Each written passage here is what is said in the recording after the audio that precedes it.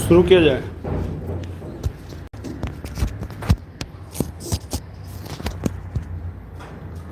ठीक है सब, मज़े में होंगे आप लोग? हाँ चलिए, तो अपना रिवीजन करो। तो आज हम लोग शुरू करने वाले हैं 9th क्लास का बायोलॉजी, यानी कि जीव विज्ञान, है ना। बायोलॉजी जो है हम जब साइंस फिजिक्स का पलक लेक्चर लिए थे तो उसमें हम सब पढ़ाए थे आप लोगों को कि विज्ञान क्या होता है ना। विज्ञान के कितने ब्रांचेज होते हैं, विज्ञान की कितनी शाखाएं हैं? 3 की 2? 2। विज्ञान की 2 शाखाएं हैं। एक है आपका जो सजीवों का अध्ययन करता है और एक जो निर्जीवों का अध्ययन करता है। तो जो सजीवों का अध्ययन करता है उसको हम लोग क्या बोलते हैं? बायोलॉजी। यानी कि साइंस की, ये सब हम पिछले कक्षा में चर्चा किए हैं। साइंस की 2 शाखाएं हैं, है ना।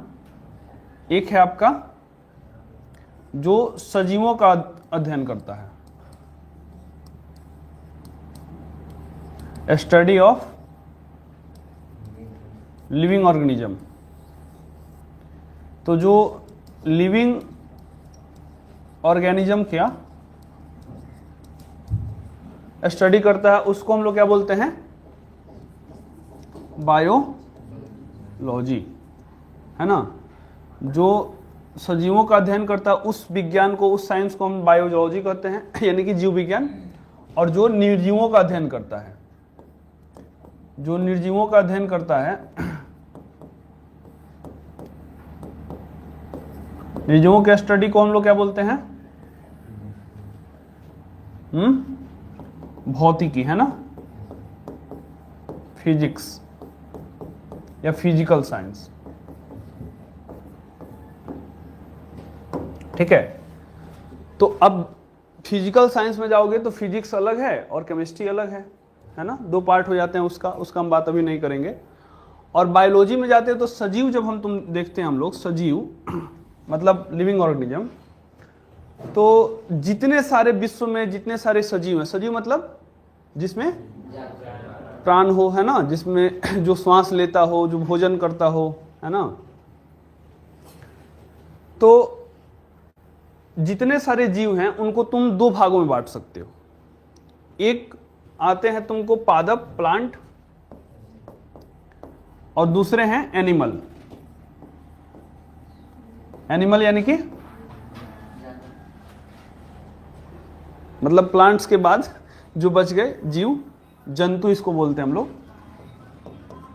है ना। तो जहां कहीं भी बायोलॉजी तुम पढ़ोगे, बायोलॉजी की मेनली 2 मतलब शाखाएं होती हैं। अब इसके अलावा तुम पढ़ोगे कि मतलब जब से तीसरे चैप्टर में हम लोग पढ़ेंगे बायोलॉजी का, जब तीसरा चैप्टर पढ़ेंगे तो उसमें पढ़ेंगे कि 5 जगत होता है। पूरा जो जीव जगत है, पूरे जितने सारे लिविंग ऑर्गेनिज्म हैं वो कितने जगत में हैं? 5। अब उस पर हम लोग बात करेंगे कि कौन कौन से मतलब किंगडम के जीव हैं, कौन कौन से प्राणी होते हैं धरती पर। तो बायोलॉजी की जिस शाखा में प्लांट का स्टडी किया जाता है, पादप का अध्ययन, पादप में पौधे, जितने सारे पौधे हैं घास फूस से लेकर के बड़े बड़े वृक्ष तक, उसके स्टडी को, उसके अध्ययन को हम लोग कहते हैं बोटनी। क्या बोलते हैं? बोटनी, है ना। और जो एनिमल यानी कि जंतु का अध्ययन करता है, बायोलॉजी की जिस शाखा में, बायोलॉजी का जिस ब्रांच में जंतु का अध्ययन किया जाता है उसको हम लोग क्या बोलते हैं? जूलॉजी। बताए थे आप लोगों को, है ना। जूलॉजी, है ना। तो यहां से देखा जाए तो विज्ञान की दो मतलब बायोलॉजी की दो ब्रांचेज हो गई, दो शाखाएं हो गई, एक बोटनी और एक जूलॉजी, यानी कि एक पादप विज्ञान और एक जंतु विज्ञान। जूलॉजी को हिंदी में क्या बोलते हैं? जंतु विज्ञान। अगर तुम लोग को आगे थोड़ा सा इंटर या ग्रेजुएशन करना होगा तो इसमें एक एक ब्रांचेज में लोग पीएचडी करता है। केवल एक व्यक्ति केवल जूलॉजी के बारे में अध्ययन कर रहा है। सोचो कि उसका ज्ञान क्या होगा, कि दूसरा कुछ नहीं पढ़ना, उसको केवल जूलॉजी के बारे में पढ़ रहा है, केवल जंतुओं के बारे में पढ़ रहा है। दूसरा जो एथी है मतलब ब्रांच बोटनी, अगर कोई व्यक्ति अगर इससे पीएचडी कर रहा है तो सोचो केवल वो मतलब प्लांट्स के बारे में पढ़ रहा है, उसका ज्ञान प्लांट्स के बारे में क्या होगा। ऐसा भी होता है। किसी मतलब जैसे जैसे तुम लोग बीए के बाद एमए करोगे, एमए के बाद आता है पीएचडी। पीएचडी जब लोग करते हैं, पीएचडी मतलब पीएचडी समझते हो? डॉक्टर ऑफ फिलॉसफी बोलते हैं इसको, डॉक्टर ऑफ फिलॉसफी। ये बीए के बाद होता है। जैसे इंटर के बाद बीए, बीए के बाद एमए, एमए के बाद पीएचडी, ठीक है। तो आप किसी भी विषय से, जैसे हिस्ट्री से कोई कर सकता है, कोई फिजिक्स से कर सकता है, कोई क्या बोलते हैं ज्योग्राफी से किसी भी सब्जेक्ट से आप कर सकते हैं। कोई एक ब्रांच पे कर सकता है, फिजिक्स के किसी एक ब्रांच से आप पीएचडी कर सकते हैं, ऐसा भी होता है। या इसका मतलब क्या है कि वो व्यक्ति जो पीएचडी होल्डर होगा, अब आज का तो सिस्टम अलग है थोड़ा, कि आज लोग क्या कर रहे हैं कि कुछ पैसे दे करके और पीएचडी का डिग्री ले रहे हैं घर से बैठे बैठे।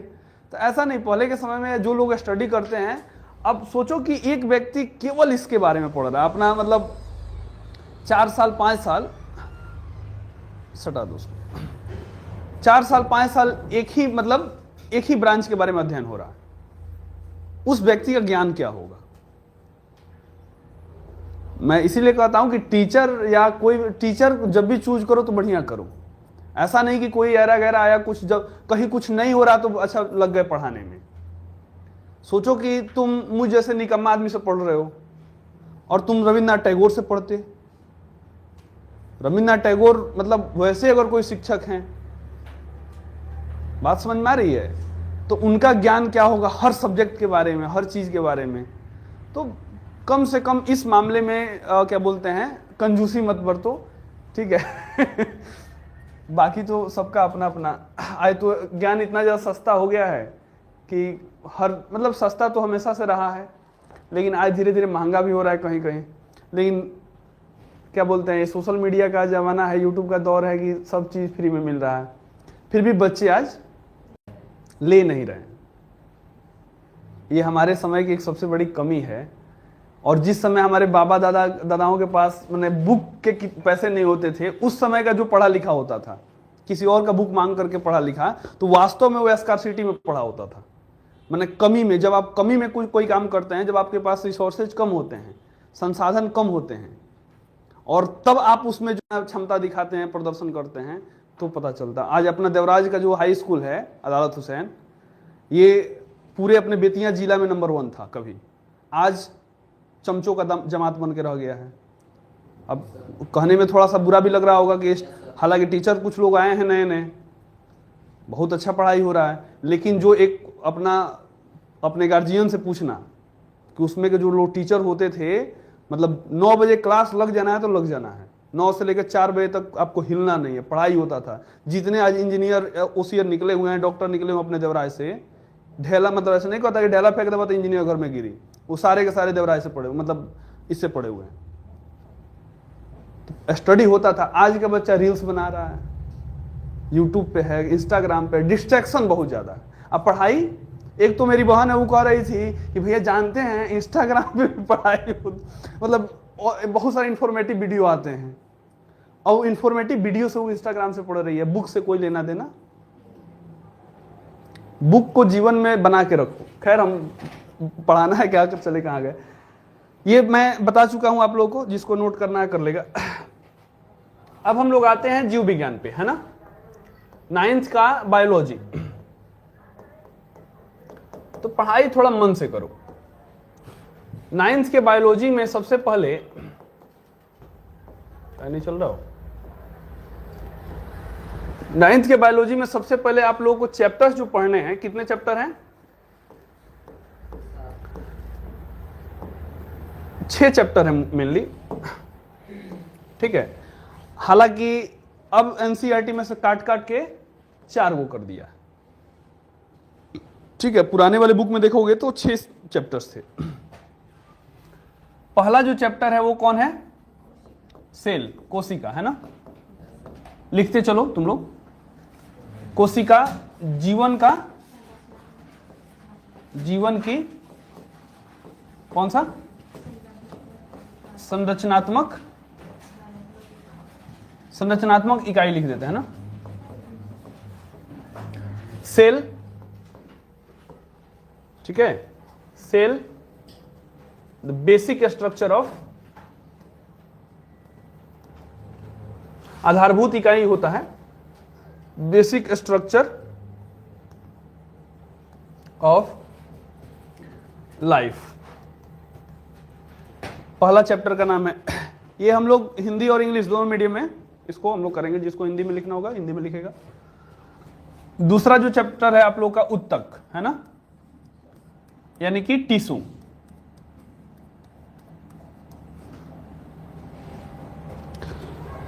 दूसरे चैप्टर का नाम है आप लोगों का उत्तक, टिश्यू। तीसरा है जीवों में विविधता, है ना, जीवों में विविधता।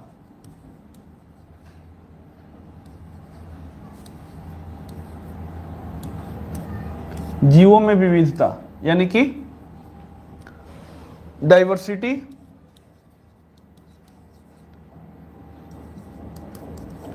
इन ऑर्गेनिज्म।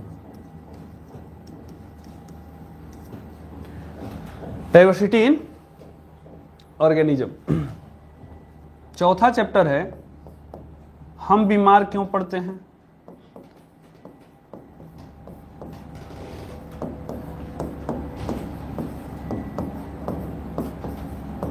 हम बीमार क्यों पड़ते हैं, why do we fall ill, why do we fall ill. ये 4 चैप्टर आप लोग का अभी के एनसीईआरटी में दिया हुआ है। और इसके अलावा अगर बात करोगे तो नेचुरल रिसोर्सेज 5वां, प्राकृतिक संसाधन,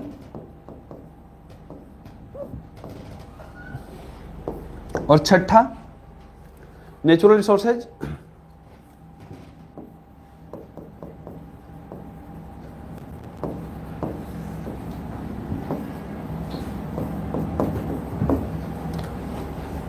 ठीक है।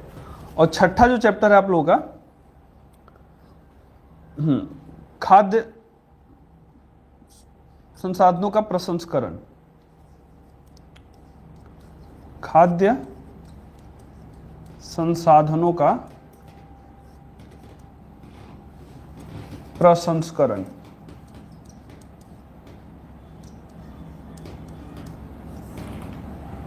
ये 6 चैप्टर्स हैं।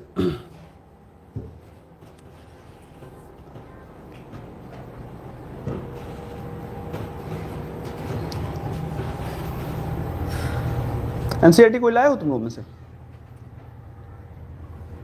पानी ये है। एनसीईआरटी लाए हो क्या? कौन लाया? लाए हो?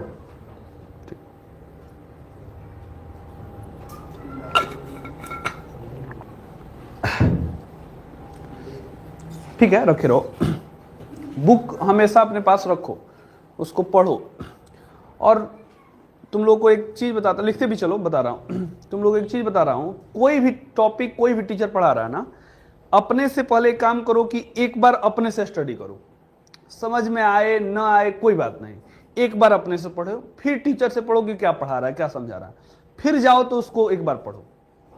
3 बार हो गया, और एक बार नोट्स पढ़ लो, इतना काफी है। उस चीज का कॉन्सेप्ट बनाने के लिए, दिमाग में बैठाने के लिए लोग कहते हैं ना कि रसरी आवत जाते सिल पर परत निशान, कि एक ही चीज को अगर बार बार दोहराया जाए तो मन में बैठ जाता है। तो कहते हो याद नहीं होता है, याद होने की समझ, तुम पढ़ते नहीं हो अच्छे से। याद होना तो एकदम ई को भूलते नहीं है।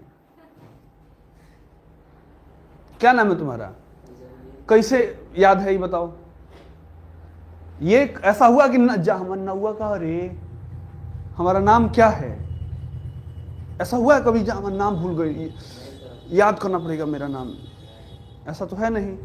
तो हम अपना नाम कैसे नहीं भूलते हैं, क्योंकि वो बार बार रिपीट हो रहा है। कोई कह रहा है बउआ नहीं नाम तो गए नहीं बाहर से नहीं बने और, तो ऐसे करके सब किसी बार बार तुम अपना नाम सुन रहे हो, बार बार जो चीजें आप सुनते हो याद हो जाता है, वो जीवन का एक अंग हो जाता है। ये चीजें क्यों हम लोग को अलग लगती हैं। अब सोचो कि तुम सुबह में उठे और तुम्हारी माँ एकदम बात करते हुए उठ रही है कि अच्छा महात्मा गांधी ने भारतीय स्वतंत्रता आंदोलन में क्या योगदान दिया। तुम्हारे पिताजी से जब तुम उसके पास गए तो पेपर में पढ़ रहे हैं कि आज के समय में, आज के अखबार में दिया हुआ है कि मोदी जी ने रसिया और जो यूक्रेन से युद्ध हो रहा है उस पर क्या स्टैंड लिया है, क्या कह रहे हैं। तुम्हारा परवरिश ऐसे माध्यम में हो रहा है। तुम भाई के पास, बड़े भाई के पास गए तो तू वो मतलब ओशो को लेके पढ़ रहा है या जवाहरलाल नेहरू को लेके पढ़ रहा है, समझ में आ रहा है, प्रेमचंद को लेके कोई पढ़ रहा है। तुम क्या बोलते हैं अपने चाचा चाची के पास गए, वो भी तुमसे वहीं। तो तुम्हारा परवरिश अगर ऐसे माहौल में होता, तुम्हारे चाचा वो क्या कर रहे हैं तो वहीं चला कोई नहीं है।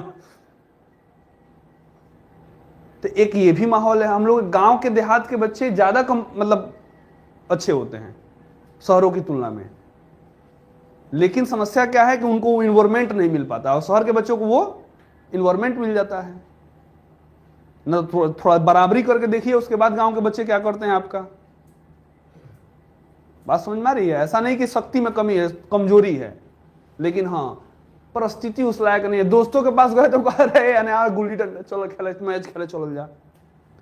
खेलना बुरा बात नहीं है, हम ये नहीं करेंगे खेलना, अगर नहीं खेलेंगे तो फिर सचिन कैसे निकलेगा देश से।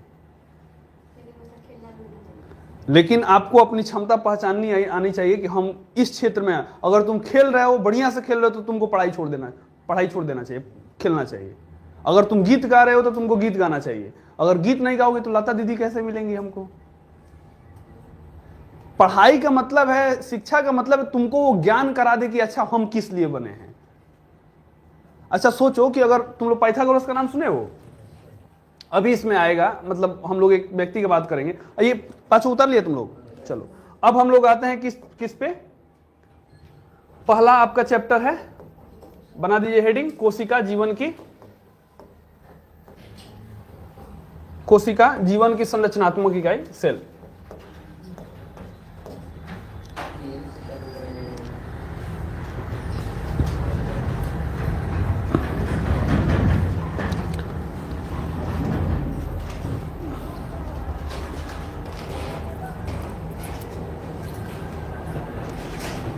हो गया सबका।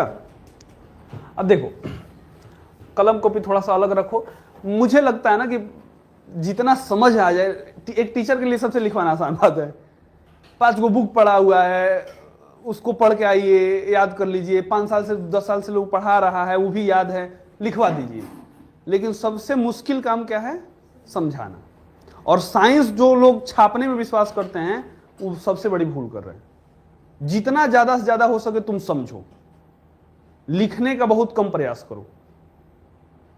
जो चीजें इंपॉर्टेंट है उसको तो हर टीचर लिखवा ही देंगे, मैं भी लिखवाऊंगा, चिंता करने की बात नहीं है। लेकिन ज्यादा से ज्यादा दिमाग लगा के समझना है कि अच्छा ये है क्या। कोशिका, अगर तुम लोग से मतलब बात किया जाए कि अच्छा बताइए जितने सारे जीव हैं जो दिखते हैं और जो नहीं दिखते, जीव कितने प्रकार के हैं? 2 प्रकार के। एक जो दिख रहा है और एक ऐसे भी हैं जो नहीं दिखते हैं। तो जीव जितने सारे हैं उन सबको विद्वानों ने, वैज्ञानिकों ने कितने श्रेणियों में बांट रखा है? 5। जितने सारे जीव हैं उन सबको कितने श्रेणियों में वैज्ञानिकों ने बांट रखा है? 5। पहला जो श्रेणी है, पहला जो ब्रांच है वो कहलाता है मोनेरा। पहला माने समझा जीव के 5 गो लइका, एक आदमी हो गए जीव, उनका को लइका 5 गो। पहिलका का नाम मोनेरा, दूसरा प्रोटिस्टा, दूसरा लड़का का नाम प्रोटिस्टा, पहिलका बोलते चलो, नहीं बोलोगे तो याद नहीं होगा। पहला, दूसरा, तीसरा जो है वो है फंगी या फंजाई, ठीक है, फंगी या हिंदी में फंजाई इसको बोलते हैं। तो तीसरा लड़का कौन हो गया इसका? चौथा जो है प्लांट माने पौधे, पादप, इसको इंग्लिश में भी सेम कहते हैं, माने हिंदी में भी सेम कहते हैं, इंग्लिश तो खैर यही है। और चौथा है एनिमल, सॉरी पांचवा, हाँ ये हो गया चौथा और ये हुआ एनिमल। तो कितने प्रकार के जीव हैं धरती पर? याद है? चलो, पहला, दूसरा, तीसरा, चौथा, पांचवा एनिमल। ये 5 जो है मैंने समझो कि पूरे जीव जितने दिखते हैं नहीं दिखते हैं, ठीक है, ये इनका पूरा का पूरा शरीर एक कोशिकाओं से मिलकर बना होता है। चाहे एक कोशिका 2 कोशिका से हटाओ, चाहे ठीक है बता ही देता हूं। इनका पूरा शरीर किससे मिलकर बना होता है? एक सिंगल यूनिसेलुलर इसको बोलते हैं। बाकी ये जो प्रोटिस्टा भी सिंगुलर होते हैं कहीं कहीं, इसमें मतलब बहुत सारे कोशिकाओं में मिलकर। फंगी, प्लांट और एनिमल, ये तीनों जो हैं ये बहुकोशिकीय जीव हैं। यानी कि अगर सब देखा जाए इसमें तो सब जीव, जितने सारे एनिमल हैं, जितने सारे ऑर्गेनिज्म हैं, अब जीव को इंग्लिश में क्या बोलते हैं? ऑर्गेनिज्म। तो जितने सारे जीव हैं उन सबका शरीर किससे मिलकर बना हुआ है? सेल, या हिंदी में इसको क्या बोलते हैं? कोशिका से, ठीक है। अब ये बात सबसे पहले किसने कहा? सबसे पहले जब ये मतलब हर व्यक्ति, अब देखो जितना सारा खोज भी हुआ है ना, ये हमारे भारत की या कह सकते हैं कि एशिया की सबसे बड़ी कमी रही है कि हम लोगों ने शुरुआत में तो साइंस एंड टेक्नोलॉजी में बहुत ज़्यादा योगदान दिया है, बीच का जो मिडिल पीरियड रहा था हम लोग साइंस में ज़्यादा अध्ययन नहीं कर पाए, ये मानना पड़ेगा। चूंकि तुम जितने सारे विद्वानों का नाम सुनोगे वो सब के सब विदेशी हैं, तो हम लोगों का जो योगदान है साइंस में वो बहुत है, ऐसा नहीं कि नहीं है, कम है। हमारे प्राचीन समय के लोगों ने भी बहुत सारा, आर्यभट्ट का नाम तुम लोगों ने सुना होगा, तो गिने चुने विद्वान आपको दिख सकते हैं।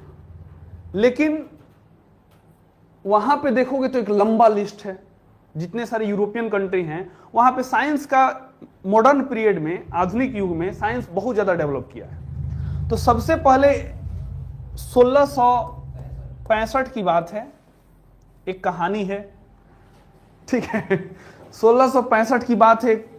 राजा रहते थे, ऐसा नहीं, एक ब्रिटिश विद्वान था, ब्रिटिश समझ रहे हो, अंग्रेज, एक ब्रिटिश विद्वान था जिसका नाम था रॉबर्ट हुक।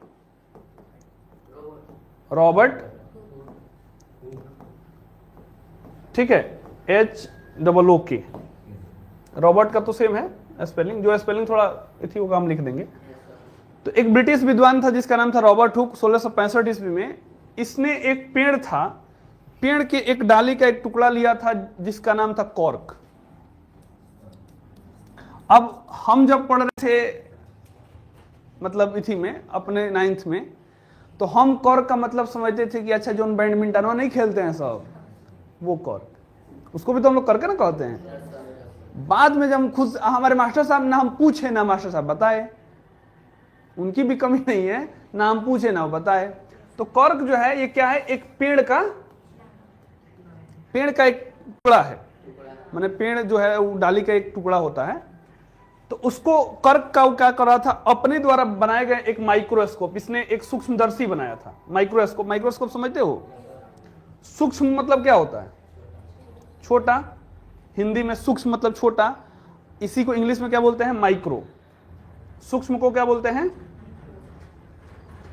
सूक्ष्मदर्शी मतलब देखने वाला, माने छोटे चीज को बड़ा करके जो दिखा दे, उसको हम लोग क्या बोलते हैं? माइक्रोस्कोप। ये अपने द्वारा बनाया गया एक माइक्रोस्कोप से इस कर्क का स्टडी कर रहा था। ठीक है, पहली बारी, मतलब जो लिखित है, अब इसके पहले किसी ने किया हो तो पता नहीं, लेकिन माना जाता है कि कोशिका बहुत छोटी होती, इतनी छोटी होती कि नंगी आंख से हम लोग को नहीं दिख सकती है, तो इसको सूक्ष्मदर्शी से ही देखा जा सकता है, माइक्रोस्कोप से ही देखा जा सकता है। अब माइक्रोस्कोप से जब देखा गया तो सबसे पहले किसने देखा? रॉबर्ट हुक ने, और भी किसमें? एक पेड़ की कोशिकाओं को देख रहा था वो, और वो भी मरा हुआ, मतलब पुराना पेड़ था, मरा हुआ पेड़ का एक टुकड़ा था। ठीक है, उसका एक छाल, माने छाल समझते हो ना? हाँ, तो छाल लेकर के वो स्टडी कर रहा था। उसने देखा क्या कि इस कर्क में ऐसे माइक्रोस्कोप से देखने के बाद ऐसे कोठे बनाए हुए हैं। मधुमक्खी का छाता तुम लोग देखा है?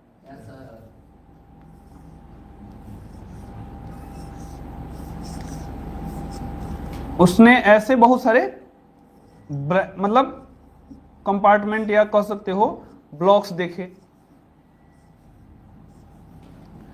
अब मधुमक्खी का छाता तुम लोग देखोगे तो ऐसा ही मिलेगा, उसमें लगता है, उसमें जिसमें मधुमक्खी रहती है सब। तो इस एक को उसने क्या नाम दिया? हर एक को उसने क्या नाम दे दिया? सेल। इस एक का नाम उसने क्या दे दिया? सेल। सेल जो है इसका लैटिन में मतलब जो अर्थ होता है, लैटिन भाषा, जैसे हमारी जो हिंदी भाषा समझते हो तुम लोग, हिंदी भाषा किससे विकसित हुई है?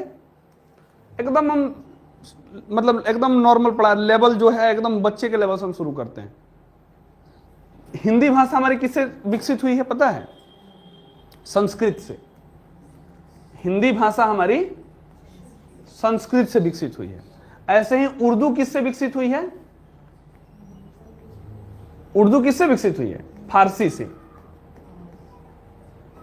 समझ रहे हो तुम लोग? फारसी पढ़ा होगा थोड़ा बहुत, या जो संस्कृत भी थोड़ा बहुत लोग पढ़े होंगे। तो फारसी के बहुत सारे वर्ड लेकर के क्या मिला, क्या बना? उर्दू। व्याकरण है हिंदी का, व्याकरण है हिंदी का, अब शब्द किसके हैं? फारसी के। इसको लेकर के एक नई भाषा भारत में डेवलप हुई, उर्दू। अब जो लोग कहते हैं कि उर्दू मुसलमानों की भाषा है, तो बताइए अरब के मुसलमान उर्दू बोलते हैं? उर्दू भारतीय लैंग्वेज है, और लैंग्वेज का मतलब आवाम का लैंग्वेज। आप भारत में कोई भी ऐसा एक सेंटेंस अभी नहीं बोल सकते हैं जिसमें हिंदी, उर्दू, इंग्लिश सब मिक्स ना हो। तो अपनी भाषा, अपनी संस्कृति पे गर्व करना सीखिए। तो ये कहना कि उर्दू हिंदुओं, इंग्लिश क्या बोलते हैं, मुसलमानों की भाषा है और हिंदी हिंदुओं की भाषा है, ये सरासर अन्याय है। बात समझ में आ रही है? तो इसी प्रकार जैसे हिंदी और उर्दू हमारे यहां विकसित हुई, ऐसे ही जितने सारे मतलब यूरोपियन लैंग्वेज है, जैसे इंग्लिश हो गया, स्पेनिश हो गया, फ्रेंच हो गया, ठीक है। तो ये कुछ वहां के पुराने अक्षरों, मतलब पुरानी जो भाषाएं वहां पे चलती थी। तो एक वहां पे भाषा चलता था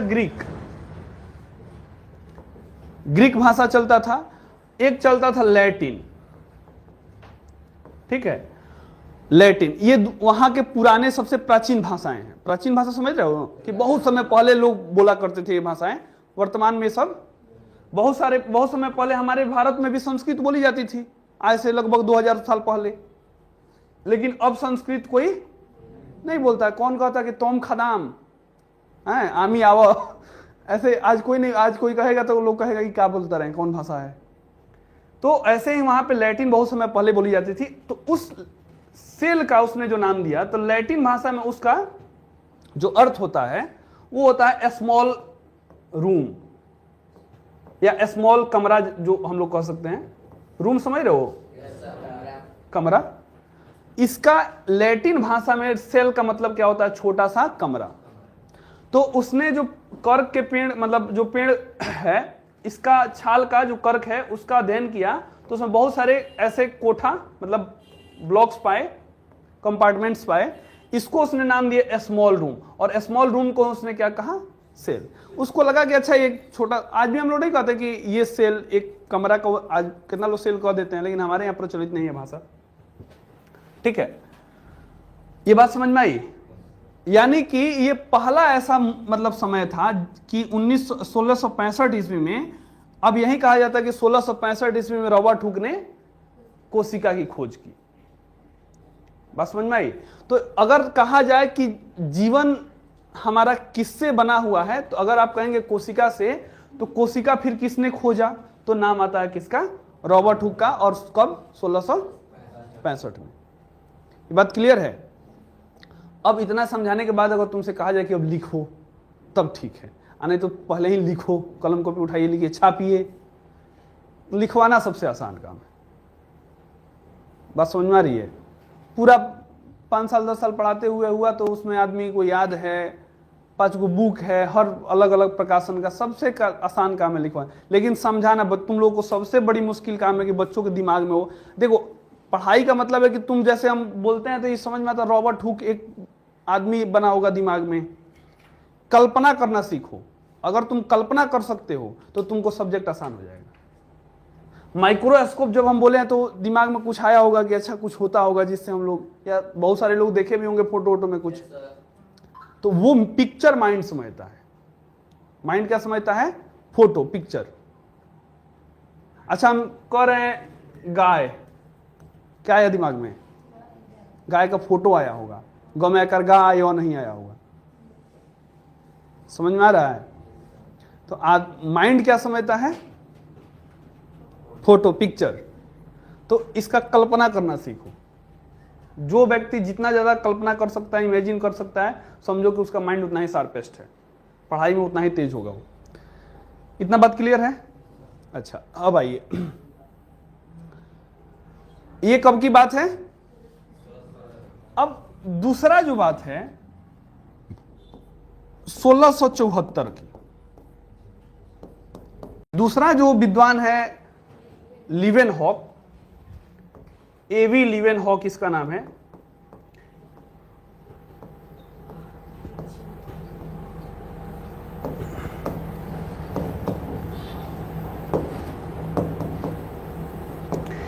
एवी लीवेनहॉक, इसने क्या किया कि इसने थोड़ा ये जो सूक्ष्मदर्शी बनाया था ना, यहां से बनाया था रॉबर्ट हुक, इस सूक्ष्मदर्शी में थोड़ा सा और ज्यादा विकसित करके, 10 साल मतलब हुआ ना लगभग, तो इसने और ज्यादा स्टडी करके इसको और ज्यादा माने अच्छा माइक्रोस्कोप बनाया।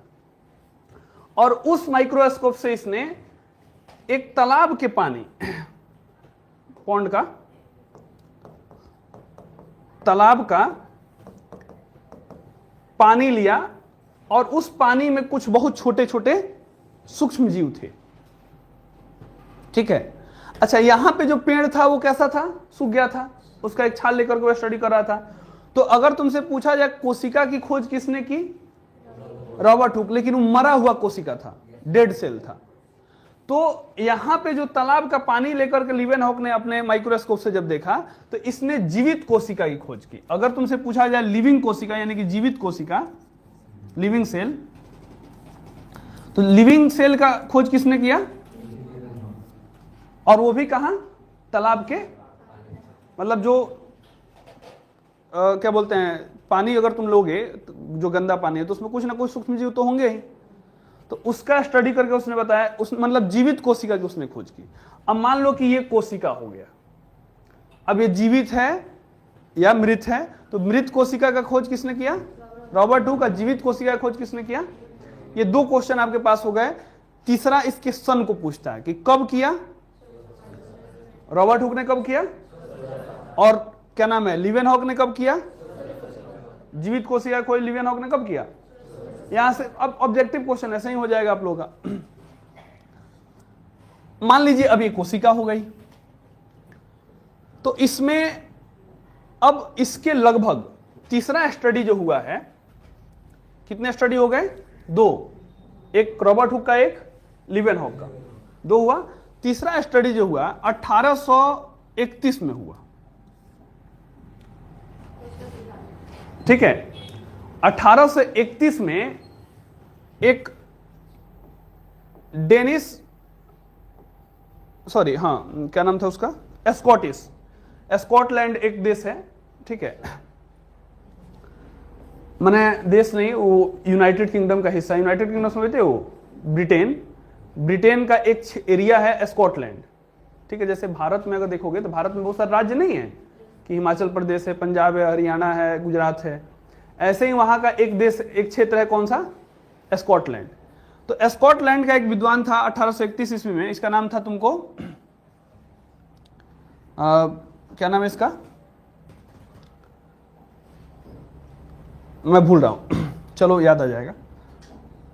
तो इसने क्या किया कि ये कोशिका खोज हो चुकी थी, अब 1831 है, लगभग कितना साल, 100 साल समझ में आ रहा है, 74 से देखोगे तो कितना, 100 साल, 150 लगभग मान सकते हैं, अरे मैंने 25 बरस इसमें का, 1700, 100, 1800, 30 बरस इसमें का, 150 साल मान सकते हैं। इस समय क्या लगता है कि इसके द्वारा जो माइक्रोस्कोप बना होगा, इसके द्वारा जो माइक्रोस्कोप बना होगा उससे ज्यादा बढ़िया इस समय माइक्रोस्कोप होगा लोगों के पास।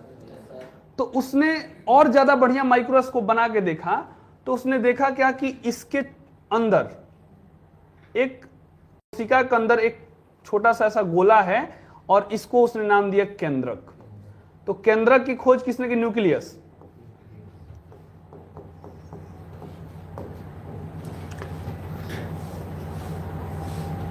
न्यूक्लियस, ठीक है।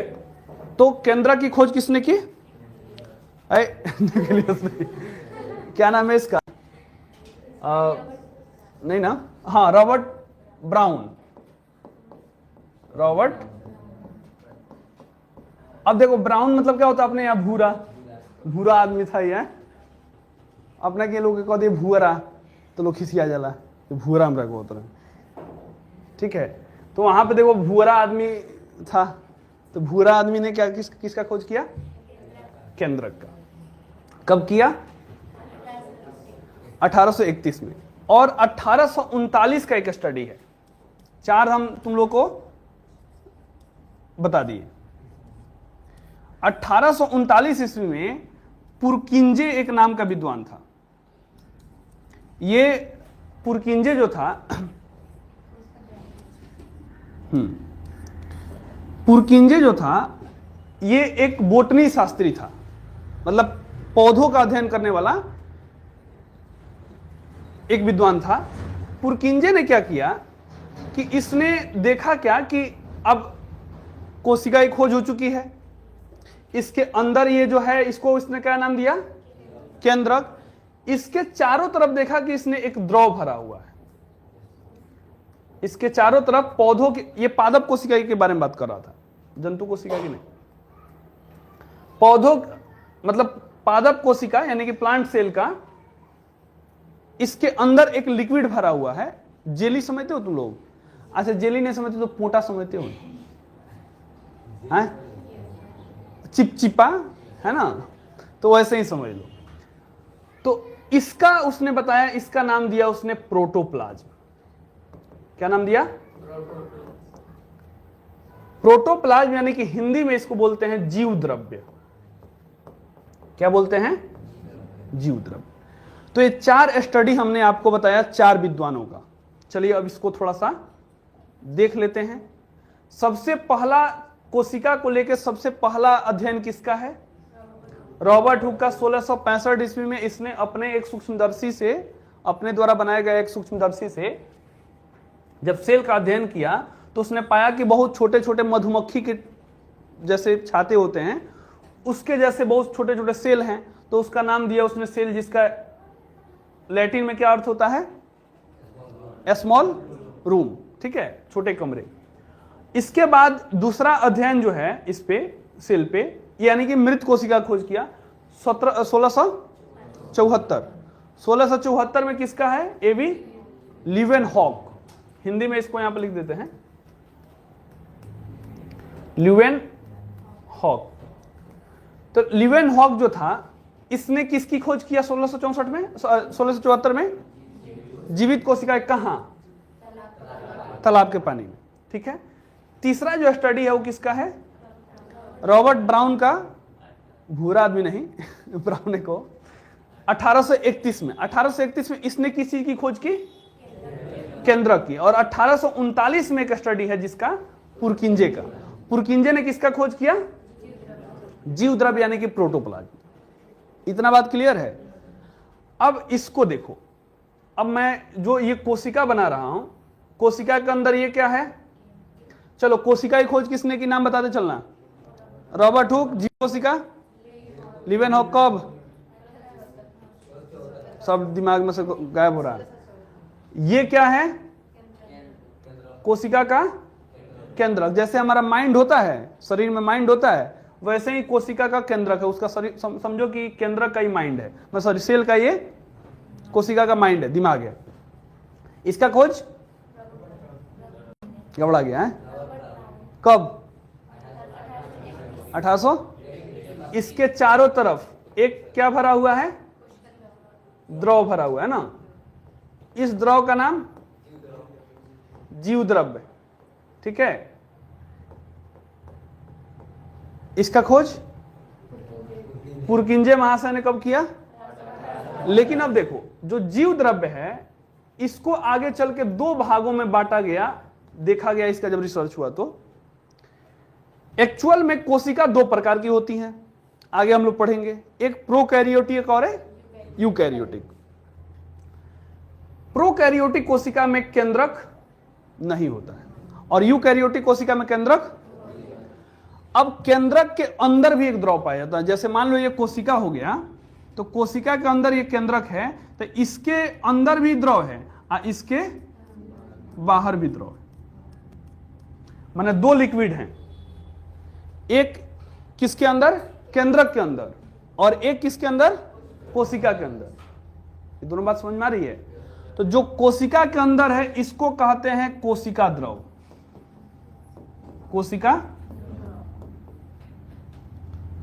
यानी कि साइटोप्लाज्म। क्या? ध्यान समझना, जो ये वाला है, ये दिख रहा है, इसको क्या बोलते हैं हम लोग? साइटोप्लाज्म यानी कि कोशिका द्रव। एक किसके अंदर है? केंद्रक के अंदर, उसको हम लोग बोलते हैं केंद्रिका द्रव्य, न्यूक्लियोप्लाज्म। केंद्रिका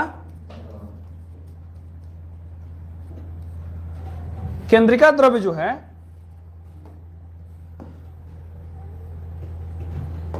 ठीक है, इसको इंग्लिश में हम लोग क्या बोलते हैं? न्यूक्लियोप्लाज्म। और न्यूक्लियोप्लाज्म और साइटोप्लाज्म इन दोनों को मिलकर क्या बना दिया गया? समझ में आ रहा है? तो पुरकिंजे ने किसका खोज किया था? जो बताया गया वो क्या था? प्रोटोप्लाज्म। तो प्रोटोप्लाज्म में कितने पार्ट हैं? दो। प्रोटोप्लाज्म में कितने पार्ट हैं? दो। कौन कौन? कोशिका द्रव यानी कि साइटोप्लाज्म और न्यूक्लियोप्लाज्म यानी कि केंद्रिका द्रव। इतना बात क्लियर है? पूरा समझ में आ रहा है बायोलॉजी? चलो, तो इतना को पहले लिख लिया जाए, टाइम हो गया हो, और समझा दें, कल इसको लिख लेंगे। अच्छा चलो ठीक है, चलो इसको थोड़ा सा, इतना तो बात क्लियर है सबका। अब इसको कल ही लिखा जाएगा। अब देखो अगला जो है कि अगर आपसे पूछा जाए कि कोशिका मतलब, इसका मतलब यहां पे हम तुमको समझाए हैं कि जितने सारे जीव हैं, कितने जीव हैं? 5। कितने सारे प्लांट मतलब टोटल जीव जितने दिखने वाले हैं, नहीं दिखने वाले सब कितने हैं? 5 प्रकार का ऑर्गेनिज्म है। पहला मोनेरा, दूसरा प्रोटिस्टा, तीसरा फंगी, चौथा प्लांट और पांचवा एनिमल। ये पांचों प्रकार के जो प्लांट मतलब जीव हैं, इन सबका शरीर किससे मिलकर बना हुआ है? क्लियर है? अच्छा, अब अगर तुमसे पूछा जाए कि कोशिका किसके मिलने से बनी हुई है? ये जीव तो किससे मिलकर बने हैं? कोशिकाओं से। माने अगर सिंपल सा अगर बात किया जाए कि भाई एल्वेस्टर वाला रूम किससे मिलकर बना है? ईटा से। अच्छा, जो 1 मंजिल का बिल्डिंग है वो किससे मिलकर बना है? वो ईटे से बना होगा। अब 5 मंजिल का बिल्डिंग वो भी ईटा से। तो जितने सारे जीव हैं उस सबका शरीर किस चीज से मिलकर बना है? ईटा से नहीं, कोशिका से। हाँ ठीक है, कोशिका से। अब अगर पूछा जाए कोशिका किससे मिलकर बनी हुई है, सेल किससे बना हुआ है, विच या what cell made up of, कोशिका किससे,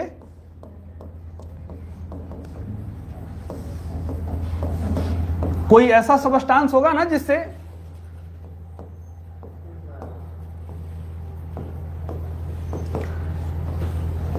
किससे कोशिका मिलकर बनी है। तो हमारा पूरा जीवन किस पे आधारित है, कोशिकाओं पर। और कोशिका किस पर आधारित है, 4 प्रकार के पदार्थ हैं। कितने प्रकार के पदार्थ हैं, 4। इस 4 प्रकार के पदार्थ में पहला पदार्थ है कौन सा, कार्बोहाइड्रेट, कार्बन डाइऑक्साइड नहीं, कार्बोहाइड्रेट पहला हो गया। कोशिका हमारा किससे बनी है, 4 प्रकार के पदार्थों से। पहला हो गया कार्बोहाइड्रेट, दूसरा प्रोटीन, दूसरा का नाम क्या है, प्रोटीन। तीसरा पहला वसा यानी कि लिपिड, लिपिड ही लिखो अच्छा रहेगा।